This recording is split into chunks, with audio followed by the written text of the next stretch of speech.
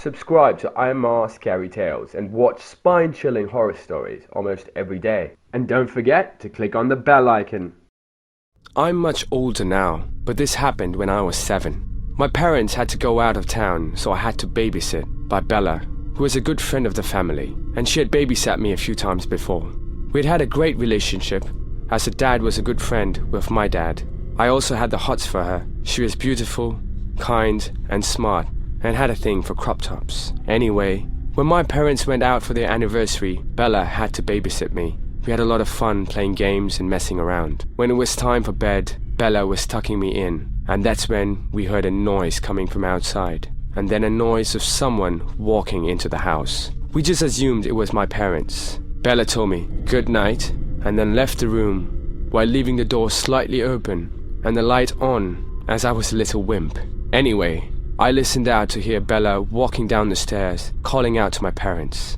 Then there was a moment of silence. Then suddenly, Bella came bursting back into the room, grabbed me out of my bed with her hand over her mouth, and she pushed me into the closet. She told me that I had to stay in the closet and be absolutely quiet. There was a sound of running up the stairs, and when she closed the closet door and turned towards the stairs, I peeked through into the room. The footsteps were coming towards my room. A large man wearing a balaclava walked into the room and stared at Bella. He was bulky and looked in his mid-30s. The man said to her, "Hello, pretty. I didn't expect anyone to be here." Bella told the man that police was coming and he needed to get the hell out. The man didn't believe her and laughed, starting to mock her. Bella told him, "Leave."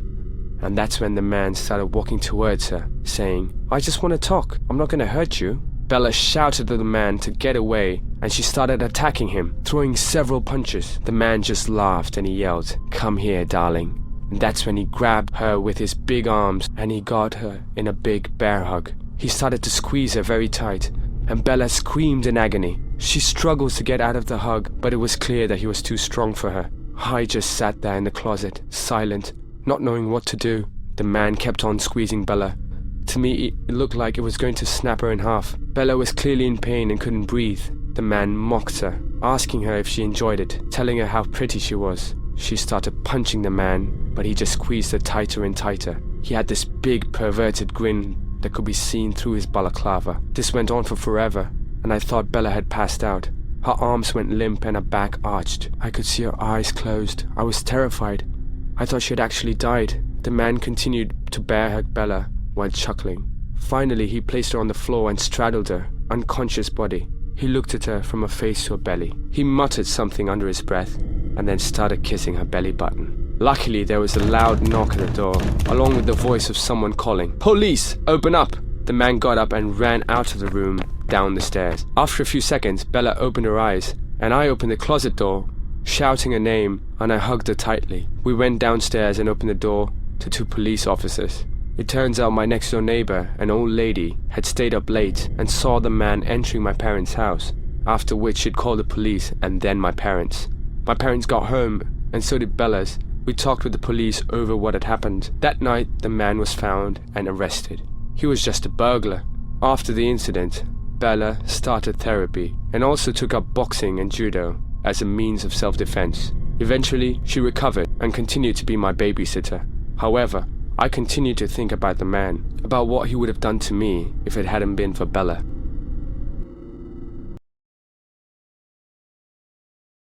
I've been staying in my apartment in Jersey City during this coronavirus epidemic. My roommate has since gone home to Ohio to stay with her family during all of this, so I've been in the apartment alone.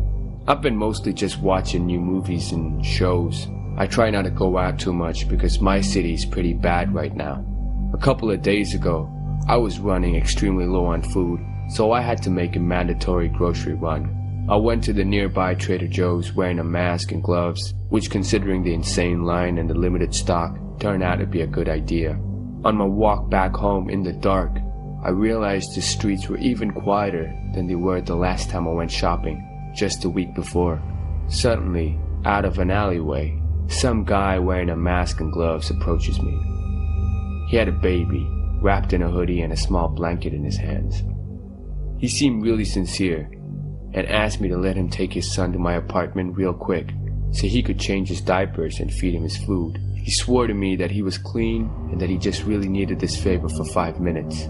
It seemed like an emergency, and hearing the baby's little cries and the fact that this man even had a child with him, it just seemed really sincere, and the soft part of me agreed. I let him into my apartment building. It was only a short walk from there. We walked up the 3 stories to my apartment, and I let him inside, asking him to close the door behind him. I cleared a spot on the living room table for him to change his child's diapers and whatever. When I turned around, I saw the man snooping around in a strange way. He'd gone into my kitchen to do God knows what. I called over to him, letting him know that I'd set up the table for him to use. He didn't answer.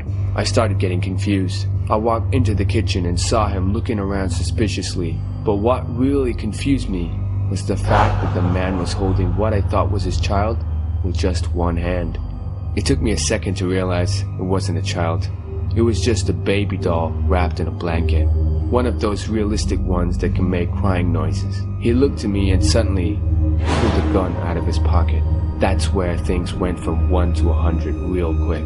With a gun aimed straight at my head, he said something like, "I'm gonna take what I want, and you're gonna stay in my sight." Of course I had to say okay.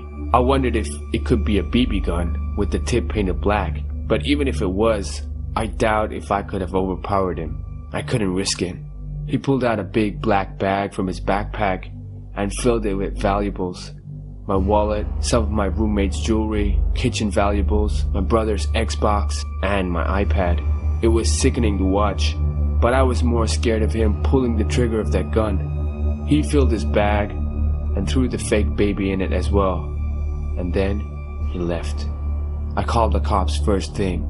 They came and helped me get in touch with the building owner to check out the CCTV footage. Of course, it didn't help him much, since his face was covered by a mask, making it near impossible to even discover who he was. All I can do is urge everyone to be careful. Don't trust anybody. Stay indoors until all of this is over.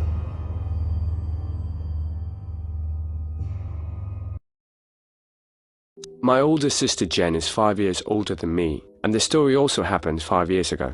Before Jen was dating her current boyfriend, she was on Tinder to meet a few guys. I remember the night specifically. She told me and our other sister Maria that she was meeting a guy at a bar a few blocks down. When she got there, she sat at the bar and texted the guy to let him know where she was sitting. Under a minute passed, and a man sat down next to her, offering to buy her a drink. This man was significantly older than my sister, and according to her, gave off a horrible smell. He had bad breath and crooked front teeth. She told him no thank you, right away, as she had a guy coming to meet her. The man didn't get up just yet. He kept sitting there. He said he would buy her a drink in the meantime, before her date got there. Jen felt very uncomfortable and asked the man to please leave her alone. The man got up from the bar stool, and Jen told us that she did a side glance to see where the man had gone. She said he sat at one of the nearby table booths. Jen texted a date about what had just happened and asked him to please hurry. There wasn't a response, so she sat there for a few minutes. She texted again, "Where are you?" This time the guy responded, "Running late, get a drink or two without me." Now, this was an odd text for a guy to send to a girl that he was meeting. And to make it even worse, the man from before just came to sit back down next to Jen, asking her where a date was and acting all upset that she was still alone. My sister responded to the man once or twice, and then she had had enough, and she asked him to please leave her alone. Once again, she texted a date one more time, saying, "Sorry, I'm going to leave." As she sent it, the man's phone, which he had left on the bar, vibrated.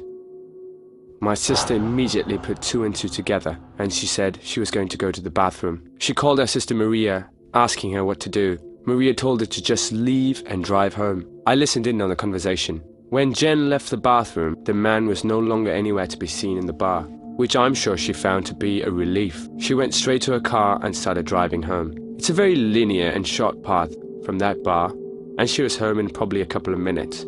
When she pulled up in the driveway and started walking to the front door, she noticed another car pull up across the street. It didn't stop directly in front of the house across the street. It stopped one house over. Jen came inside, and from here on, I can tell the story from my own point of view. Maria and I came to greet Jen and asked her what had happened. She went to the window and creased the blinds to look outside. She told us there was a car out there, and she was worried that the man had followed her. But when all three of us looked through the blinds, we didn't see a car out there.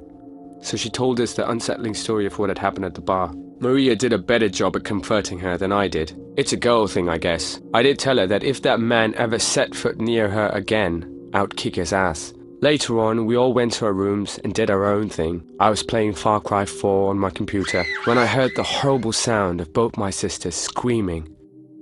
Let me shift back to Jen's perspective for a second. She was on her phone in bed when she got a text from that number. It said, "Hey, I'm sorry. I didn't see your text until I got to the bar." Jen didn't answer, so he sent a follow-up text saying, "I'm gonna meet you at your house. Which window is yours?" Jen called Maria to come to her room to look at the text. And as they talked for a little bit, figuring out what to do, Jen's window slid open and someone tried pushing their way through the roller shade. That was when both Maria and Jen screamed, causing not only me but our parents from upstairs to come rushing to her room. The man trying to come in gave up before we even made it to the room. Our dad went outside to try and chase after the man, but he was already long gone, probably in his car. Of course, my dad called the cops to get the police report. Jen gave the police the man's cell phone number and they took records of the text conversation. They said they were going to do what they could in order to trace the number, although it could take a few days. My dad was contacted after the weekend by the local police station and they asked him to come in to the station. They said they traced the number to be a fake number through some app and that there was no guarantee that they could trace the EUs back to the specific phone. My dad asked them to do whatever they could. Weeks passed and we never heard from the police, but we all slowly started to forget about it. You can never really understand people's motives and how they think they can get away with something like climbing into a girl's window. One night in a small American town, a young girl threw a party and invited all of her friends from school. There was a large group of boys and girls, and as the night went on, they began telling scary stories. One boy said he had heard an urban legend about an old graveyard that was located near the girl's house. According to the story, an old woman had been buried in the middle of the cemetery, and there were rumors that she was a witch. They said that if someone stood on a grave at night, she would grab them and drag them down into hell. "I would never go near that graveyard after dark," another boy said. "You're all a bunch of morons," laughed the girl who owned the house. "It's just a silly superstition. I can't believe you take it seriously." The boy who had told the story turned to her and sneered. "It's all very well to be brave when you're safe and warm in your own house. I think you'd have a different attitude if you actually went down to the graveyard." "It wouldn't make a difference," replied the girl haughtily. "Okay, then prove it," said the boy. "We'll all go down to the cemetery and wait outside while you go in and stand on the old witch's grave." "A grave doesn't scare me," said the girl. "I'll do it right now." "You'll have to prove you really did it," said the boy. "Otherwise, you might chicken out." He took a knife from the kitchen drawer and handed it to her. "Stick this knife in the grave," he said. "Then we'll know you were there for sure." The group of kids set out for the graveyard, and when they reached the old iron gates, they gathered in a circle. All of them stared at the girl. She tried to pretend she wasn't scared, and she hoped that they didn't see her shivering in fear. With the knife clutched tightly in her hand, the girl walked through the old iron gateway and made her way through the darkened graveyard. In the moonlight, the tombstones and the trees cast strange and unnerving shadows. Eventually, she came to the old woman's grave. "There is nothing to be scared of," the girl told herself. "It's just a stupid story." Crouching in front of the headstone, she whispered, "I'm not afraid of you." Then, she raised the knife above her head and thrust it into the earth. "Take that, you old witch," she chuckled. The girl was about to turn and leave when she felt something holding her back. She couldn't move. Something was tugging on the hem of her dress and dragging her down. She was filled with terror and flew into a panic. "Help!" she cried. "She's got me! She's got me!" When she didn't come back, her friends began to get worried. After a while, they cautiously entered the graveyard to look for her.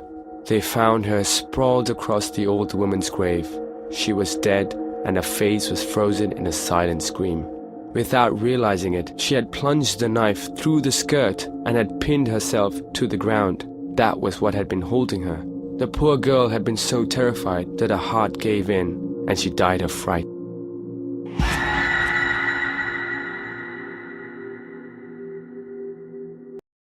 I was taking a road trip in my Mustang from Texas to Arizona to visit my brothers. I usually keep emergency supplies in the trunk, such as water and tools. I was taking, I guess, what you would call a scenic back route, because I like flying at high speeds with the top down, without worry of other cars or the police. This was one of those completely deserted roads, with one lane on either side, and nothing but deserts and cacti and shrubs as far as the eye could see. I was flying down the road when the car started to emit these concerning popping noises from under the hood, and the car started to jolt or jump slightly.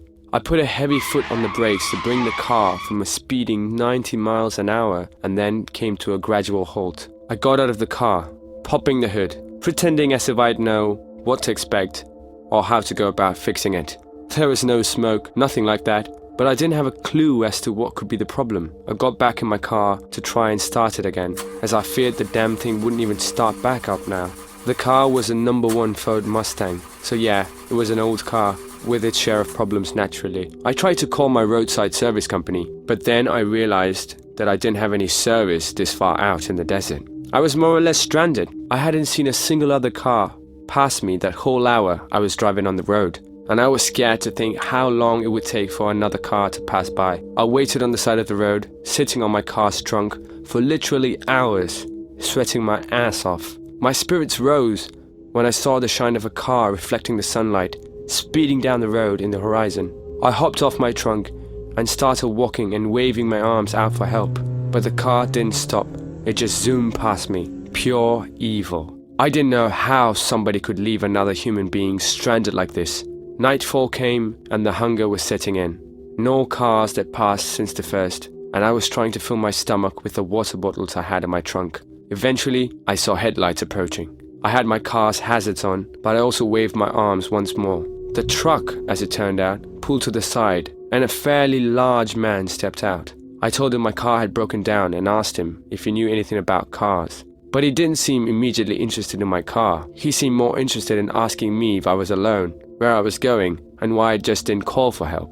And he asked me if anyone knew I was here. These questions were certainly making me uncomfortable. He finally offered me a ride, though if he was trying to make a point of making me uncomfortable, he accomplished that. I stepped up into his pickup truck, and off we started driving. He said it would be a long while before either of us would have phone service. He started asking me more questions, like why I would decide to take a back road like this. Minutes in the truck started to slow down. I heard him utter, "Ah, shit."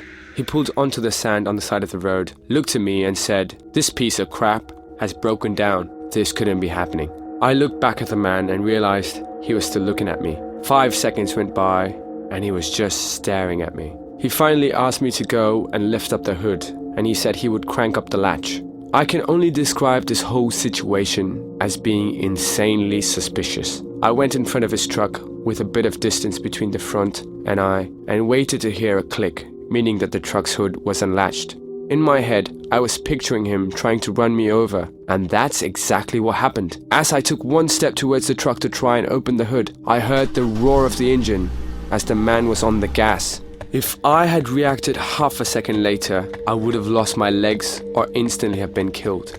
I took off running into the pitch black night, looking back to see the taillights still there, and then gunshots. Surely gunshots aimed at me. That man was trying to kill me. It was too dark out there for him to possibly shoot me dead without some kind of luck, but I thought I was going to die at any moment. I ran as far as I could. Then I made myself as low to the ground as possible. I heard the truck speeding off into the distance, so I turned and saw the taillights of the truck slowly disappearing down the empty road. I eventually fell asleep on the side of the road, and the nightmare didn't end until early morning when I woke up to another pickup truck passing by. I waved him down, covered in dirt and sand, and thank God this man was actually normal. He and his wife, they gave me water and drove me to the nearest town where I was able to call the towing company. It was a 45-minute drive back to my car in that goddamn road, and then the same distance back to bring it to the shop. Long story short, this was the worst trip experience of my life. I think someone trying to run you over and then shoot at you isn't something you simply get over.